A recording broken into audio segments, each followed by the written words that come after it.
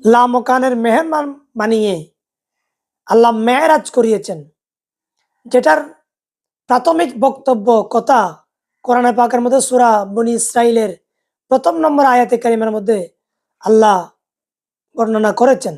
সুবহানাল্লাযী আসরা বিআবদিহি লাইলাম মিনাল মাসজিদিল হারাম ইলাল মাসজিদিল আকসা আল্লাযী বারাকনা হাওলাহু লিনুরিয়াহু মিন আয়াতিনা ইন্নাহু হুয়াস সামিউল বাসীর।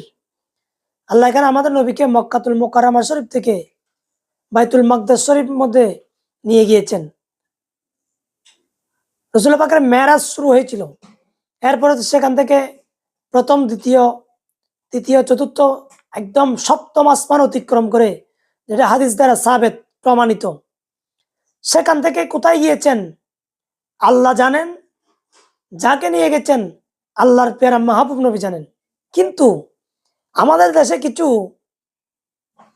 চাটুকারিতা ব্যক্তি আছে, রাকিবুল ইসলাম নামক একদম ব্যক্তি, সে বলতে চাচ্ছে সবে মেরাজ পালন করা নাকি, উদযাপন করা নাকি বেদাত। তুমি একটু বেদাতের সংজ্ঞাটা দাও, সংজ্ঞা উপস্থাপন করো আগে, কেমনে বেদাত একটু প্রমাণ করো ভিডিওতে তুমি, তখন তোমার হিম্মত দেখা যাবে। তিনি ইমামে মালিকের একটা বক্তব্য কোট করেছেন সম্ভবত একটি ভিডিওর মধ্যে।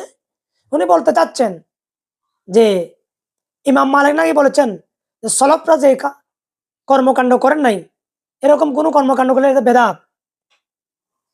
তো ইমামে মালিক এখানে কি বুঝিয়েছেন, যেটা শরীয়তে সাপোর্ট করে না, শরীয়তে যে জিনিস সাপোর্ট করে এগুলো তো বেদাত, তবে বেদাত হাসানা, এটা গুলো উত্তম। কিন্তু তোমাকে তোমার উস্তাদ কোন বেদাত